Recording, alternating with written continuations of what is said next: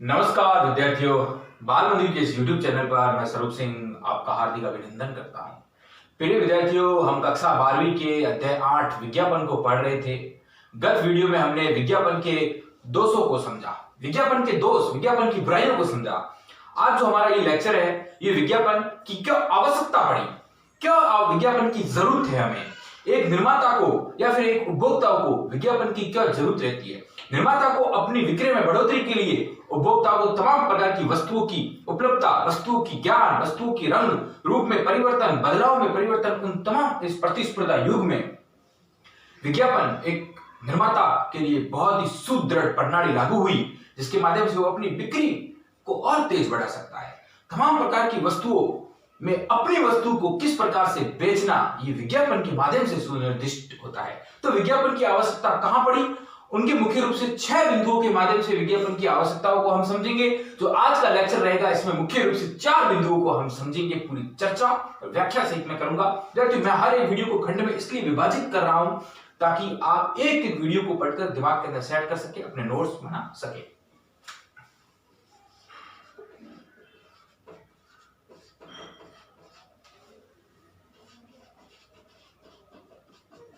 Class 12 विज्ञापन की आवश्यकता, विज्ञापन क्यों जरूरी है।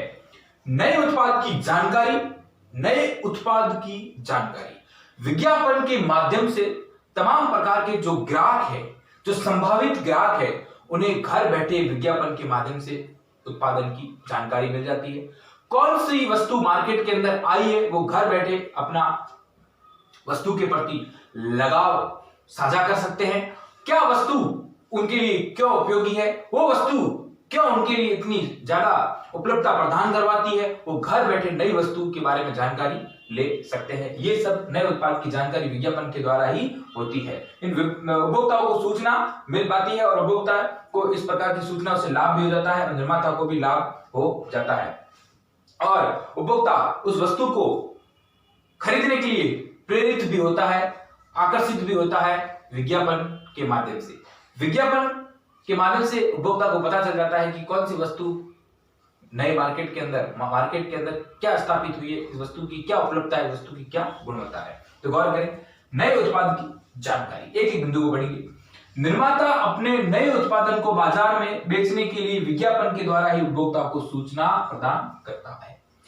एक निर्माता अपने नए उत्पादन को बेचने के लिए उपभोक्ताओं से संपर्क साधता है, वो विज्ञापन के माध्यम से ही साधता है। उपभोक्ता घर बैठे उस वस्तु के बारे में जानकारी हासिल कर लेता है और निर्माता के द्वारा जो विज्ञापन किया गया था उसका लक्ष्य पूरा हो जाता है और उपभोक्ता उस वस्तु को खरीदने के लिए प्रेरित होता है। इस सूचना से उपभोक्ता को पता चल पाता है कि वस्तु किस प्रकार उपयोगी है तथा क्या क्या इसके लाभ है। विज्ञापन के माध्यम से जब उस उपभोक्ता को उस वस्तु के बारे में पता चलता है तो उपभोक्ता की जानकारी बढ़ती है और इस सूचना से उपभोक्ता ये समझ सकता है कि क्या क्या इससे लाभ हो सकते हैं, क्या क्या इससे हमें फायदे हो सकते हैं और इस वस्तु की क्या उपयोगिता मेरे लिए हो सकती है। गौर करें, विज्ञापन का मुख्य उद्देश्य वस्तु को बाजार आने से पहले उसकी बिक्री के लिए माहौल बनाना तथा संभावित ग्राहकों को खोजकर उन्हें प्रेरित करना। कोई भी वस्तु बाजार में आई नहीं, उससे पहले विज्ञापन एक ऐसा माहौल क्रिएट कर देता है, ऐसा माहौल बन जाता है ताकि जो भी उसके संभावित ग्राहक है वो उसको खरीदने के लिए प्रेरित हो और वो बेझिझक होकर उसे खरीद सके। और माहौल ऐसा बन जाता है कि संभावित ग्राहक उसे खोजने के लिए, संभावित ग्राहकों को खोजकर उन्हें बेचने के लिए विज्ञापन किया जाता है और ग्राहक, जो संभावित ग्राहक होते हैं, उस माहौल के दौरान उस वस्तु को समझ सकते हैं और उस वस्तु को खरीदने के लिए आकर्षित हो जाते हैं। ये सब नए उत्पाद की जानकारी विज्ञापन के माध्यम से होती है और इसीलिए ये विज्ञापन की आवश्यकता सुदृढ़ निश्चित होती है, जिससे नई वस्तुओं को संभावित या सतत बिक्री भी हो जाती है। तमाम प्रकार की बिक्री जो सतत होने लगती है और नई वस्तुओं की जानकारी भी ग्राहकों को मिल जाती है। जिस प्रकार ये सूचनाएं ऐसी प्रदान की जाती है तो बिक्री में भी बढ़ोतरी होती है। सतत का मतलब यहां है, सतत यानी कि लगातार। सतत का क्या तात्पर्य है, लगातार, यानी कि लगातार वो बिक्री होती रहती है और ग्राहकों को पता चल जाता है और संभवतः ग्राहक भी आगे बढ़ जाते हैं, जुड़ते जाते हैं। यही नए उत्पाद की जानकारी हुई। अगला बिंदु है उत्पादन की नवीनता की सूचना। देखिए यहाँ है नए उत्पाद की जानकारी ग्राहकों को देना। ग्राहक जो वस्तु ग्राहक बाजार में आ रही है उसका ऐसा माहौल बनाया जाए और पहले ही उस ग्राहक को पता चल जाता है वस्तु जो बाजार में आई नहीं उससे पहले। मगर यहाँ है उत्पादन की नवीनता। कोई भी जो प्रोडक्शन कर रहे हैं उसमें क्या क्या एक निर्माता नवीन चीज ला रहा है, क्या क्या नया इनोवेशन कर रहा है। उस वस्तु में रंग में कुछ परिवर्तन कर रहा है, उस वस्तु के आकार में कुछ परिवर्तन कर रहा है, उस वस्तु के मूल्य में कुछ परिवर्तन कर रहा है, उस वस्तु की पैकेजिंग में कुछ परिवर्तन कर रहा है। वो तमाम प्रकार के जो भी परिवर्तन हो रहे हैं, जैसे कोई भी ग्राहक है वो बाजार से कुछ वस्तु खरीदता है, पहले वो वस्तु को खरीदता था, जैसे कि आपने पार्ले जी बिस्किट देखा होगा, उसका जो पहले जो ऊपर की पैकिंग होती थी वो कागज की पैकिंग होती थी, फिर धीरे धीरे वो पैकिंग बदलकर वो पॉलीथीन की पैकिंग आने लगी। तो एक ग्राहक के अंदर एक भ्रम आ जाता है कि वास्तव में जो पहले तो कागज की पैकिंग थी अब ये पॉलीथीन की पैकिंग है, कोई वस्तु में कुछ चेंज तो नहीं हुआ है। मगर एक निर्माता का विज्ञापन के माध्यम से उन ग्राहकों को बताना कि पहले जो ये प्लास्टिक की कागज की जो पैकिंग थी उसको हम परिवर्तन करके पॉलीथीन की पैकिंग में लेकर आ रहे हैं, तो ग्राहक को वो भ्रम नहीं रहता है, वो बिल्कुल संतुष्ट होता है कि जो पहले वस्तु आती थी, वो वस्तु जिस प्रकार पहले बनाई जाती थी वो वस्तु सेम है, सिर्फ पैकेजिंग चेंज हुई है, वो वस्तु का रंग चेंज हुआ है, वो वस्तु का आकार चेंज हुआ है, बाकी उसमें कोई भी परिवर्तन नहीं हुआ है। तो नए उत्पादन की नवीनता, जो भी नवीन चीजें उसके अंदर शामिल की जा रही है, उस वस्तु के बारे में ग्राहक तक विज्ञापन के माध्यम से पहुंचाना निर्माता का काम होता है। और निर्माता या विज्ञापक उस विज्ञापन के माध्यम से उस ग्राहकों को ये वस्तु के बारे में बताया जाता है ताकि उस ग्राहक में कोई भी भ्रम की स्थिति नहीं हो और वो वस्तु ज्यादा खरीद सके और बिक्री भी बढ़ सके। अब आगे की ओर बढ़ते हैं। उत्पादन की नवीनता की सूचना। देखो, निर्माता अपने उत्पाद में परिवर्तन करता है। निर्माता कोई भी अपने उत्पादन में परिवर्तन करेगा। आज की इस प्रतिस्पर्धा युग में अगर टिकना है तो नए नए उत्पादनों में नए नए परिवर्तन कर उसको बाजार में बेचने होंगे, क्योंकि ग्राहक भी अबूझ जाते हैं ऐसी ऐसी अमुक चीजें खरीदते खरीदते। तब एक निर्माता नई वैरायटी लेके आता है। अब जो ही वो नई वैरायटी लाकर परिवर्तन करता है, जैसे क्या क्या परिवर्तन करता है, रंग बदलना, उसके अंदर ऐसी क्रिएटिविटी, ऐसी सृजनात्मक उपयोगिता को अपनाकर उसके रंग बदल देता है और उसकी खुशबू बदलना। ऐसी कोई सामग्री है जो मार्केट के अंदर बिक्री है, उसकी पहले खुशबू ऐसी थी, अब नई नई खुशबू अंदर आना। आपने देखे होंगे जैसे रूम स्प्रे बिकते हैं, इसके अंदर नई नई खुशबू की तकनीक को अपनाया जाता है। उसका वजन बदलना, पैकेजिंग बदलना, मैंने अभी पार्ले जी बिस्किट का जो उदाहरण दिया, तथा वस्तु की गुणवत्ता में भी बदलाव करना। अंतिम रूप से हम कह सकते हैं कि सभी बदलावों की जानकारी विज्ञापन के माध्यम से ही उपभोक्ता को जानकारी प्रदान करना।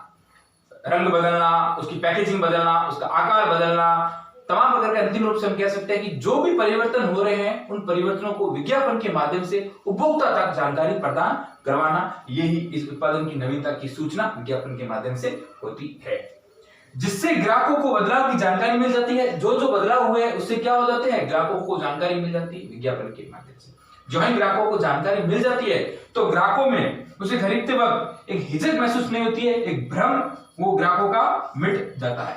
हिचक महसूस नहीं करेंगे, उससे विश्वास हो जाएगा कि जो वस्तु वही है जिसे वो खरीदता था। ग्राहक को पूरा विश्वास हो जाएगा। मैंने आपको हर एक चीज में उदाहरण के द्वारा समझाता हूं ताकि दिमाग के अंदर सेट हो जाए। जैसा कि पार्ले जी बिस्किट पहले कागज से पैकिंग होता था, अब उस निर्माता ने विज्ञापन के माध्यम से ग्राहकों को बता दिया कि अभी पॉलीथीन के पैकिंग में आएगा, तो ग्राहकों को हिचक महसूस नहीं होगी, ग्राहकों में भ्रम पैदा नहीं होगा, ग्राहकों को नई वस्तु की जो उत्पादकता है उसमें क्या क्या परिवर्तन की उसे पता चल जाएगा और वो बेझिझक उसे खरीद पाएंगे। तो ये उत्पादन में नवीनता की सूचना से हमारा ये तात्पर्य हुआ। अब हम बढ़ते हैं नए ग्राहकों की तलाश करना और विक्रेता की सहायता। अब नए ग्राहकों को विज्ञापन कैसे खोजती है और विक्रेता को ग्राहकों में कैसे सहायता मिलती है, इसका एक और बिंदु है कि जो भी वस्तु है उसके मूल्य की जानकारी भी हमें विज्ञापन प्रदान करवा देता है। वो कल की बात रहेगी। आज जो हमारे दो बिंदु है उसको हम अभी पढ़ेंगे।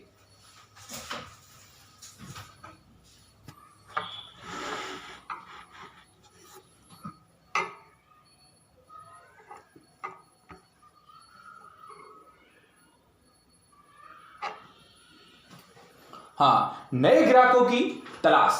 नए ग्राहकों की तलाश से क्या तात्पर्य है विद्यार्थियों, कि विज्ञापन के माध्यम से हम नए नए ग्राहकों को खोज सकते हैं।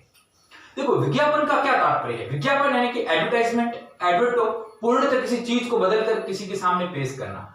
जब हम इस प्रतिस्पर्धा युग में हमें अगर टिकना है, हमें अगर रहना है, इसमें हमें अगर धन कमाना है, अपनी लाभदायकता को बढ़ाना है, उचित मूल्य पर वस्तुओं को बेचकर अपनी व्यवसाय को सुदृढ़ बनाना है तो हमें विज्ञापन के माध्यम से नए नए ग्राहकों को सृजन करना होगा, नए नए ग्राहकों को खोजना होगा।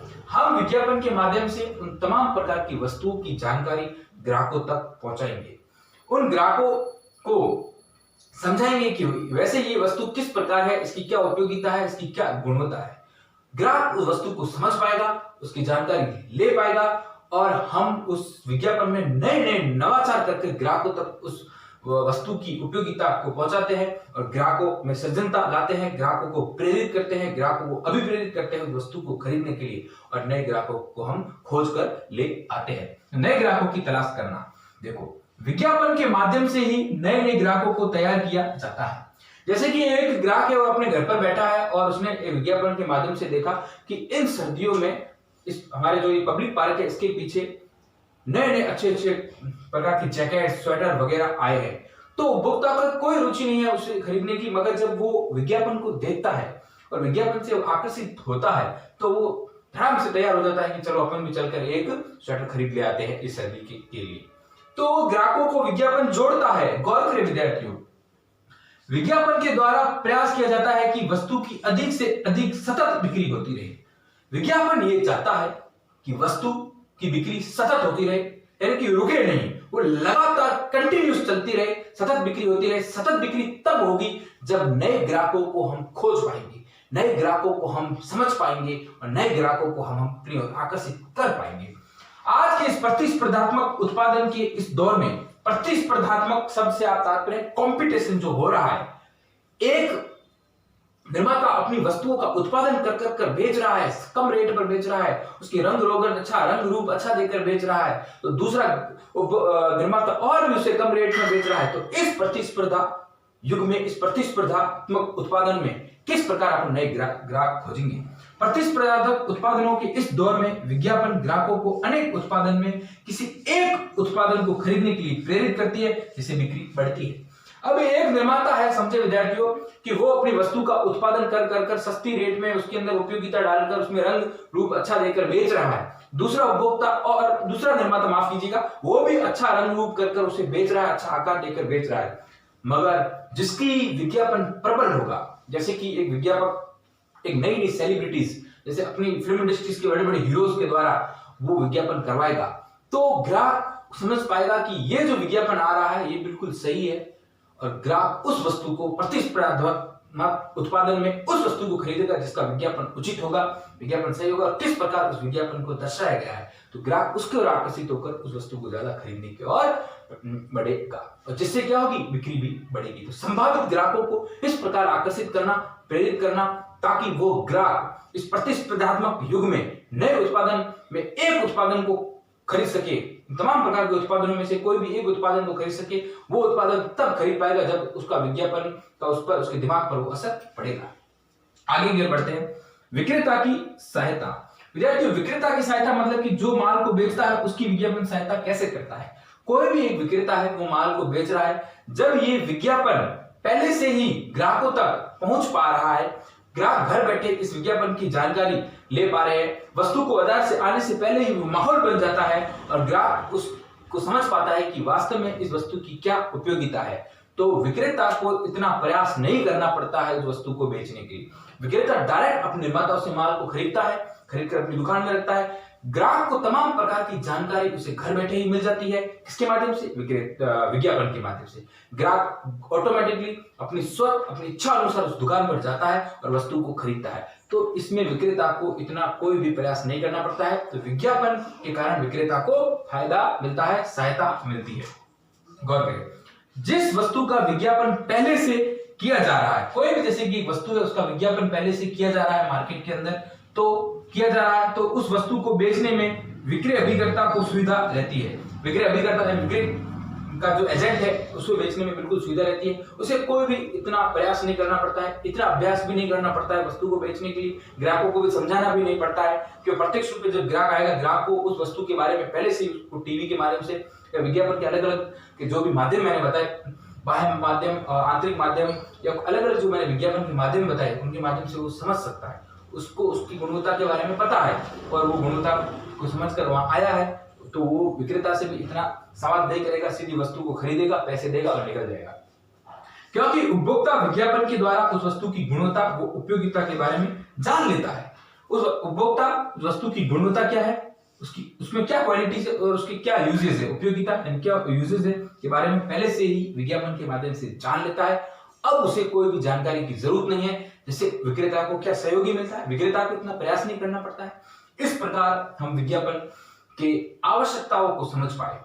नए उत्पाद की जानकारी और उत्पादन में जो नवीनता आई है उसकी जानकारी और नए ग्राहकों की तलाश और विक्रेता को क्या सहायता मिलती है। एक बिंदु को समझे कि भाई विज्ञापन की क्या आवश्यकता रहेगी, नए उत्पादन की जानकारी मिलना ग्राहकों को, उत्पादन में जो नवीनता आ रही है उसके बारे में जानकारी देना ग्राहकों को और निर्माता को भी फायदा होता है, नए ग्राहकों की तलाश करना विज्ञापन के माध्यम से और विक्रेता को सहायता और वस्तु की मूल्य की कीमत के बारे में भी जानकारी मिलना। ये अगला बिंदु है जो हम कल पढ़ेंगे। वैसे मैं बता देता हूं कि विज्ञापन के माध्यम से एक ग्राहक जब घर बैठा होता है, जो विज्ञापक विज्ञापन करवाता है तो उस वस्तु के मूल्य के बारे में भी उसकी जानकारी उसके साथ रहती है, ताकि ग्राहक को जब दुकान पर खरीदने वस्तु जाता है तो उतनी भ्रमात्मक स्थिति नहीं रहे और उस वस्तु के मूल्य के आधार पर ही वो वस्तु खरीद सके जिसने वो विज्ञापन के अंदर देखा था। इस प्रकार ये विज्ञापन की आवश्यकता रहती है, निश्चितता रहती है। आपसे प्रश्न पूछा जा सकता है, विज्ञापन की आवश्यकता को निम्न बिंदुओं के माध्यम से समझें तो आप आराम से समझ सकते हैं। विद्यार्थियों, मैं प्रश्नोत्तरी